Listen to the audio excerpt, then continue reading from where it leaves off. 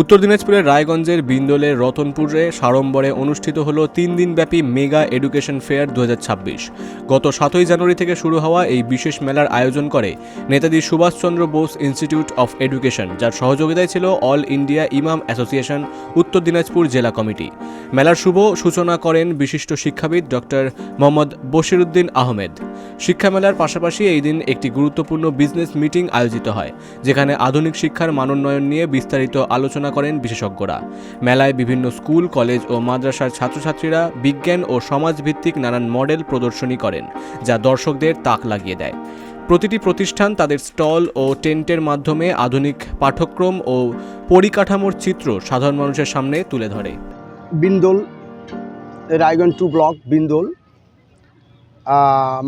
একটা হাই মাদ্রাসার মাঠে শিক্ষা বিষয় আজকে উদ্বোধন প্রথম হলো। আজকে 7 তারিখ, কালকে 8 তারিখও চলবে, 9 তারিখ পর্যন্ত আমাদের এখানে চলবে। শিক্ষার বিষয়ে সব আলোচনা হচ্ছে এবং অনেক মানুষ এখানে এসেছেন। মূল বিষয় একটু কথা বলিনি।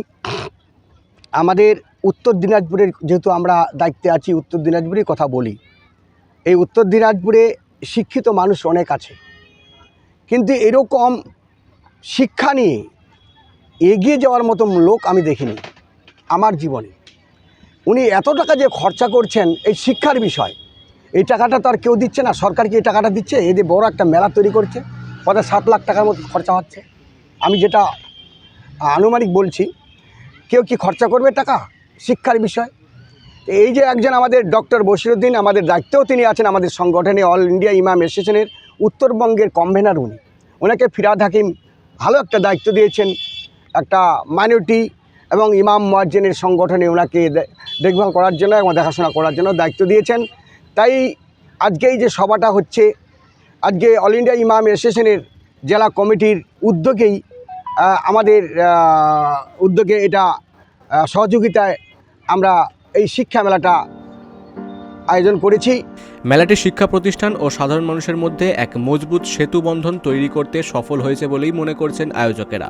9 জানুয়ারি পর্যন্ত চলা এই মেলা ঘিরে এলাকায় ব্যাপক উদ্দীপনা চোখে পড়ে। রায়গঞ্জ থেকে রামকৃষ্ণ দাসের রিপোর্ট, বিগ নিউজ বাংলা।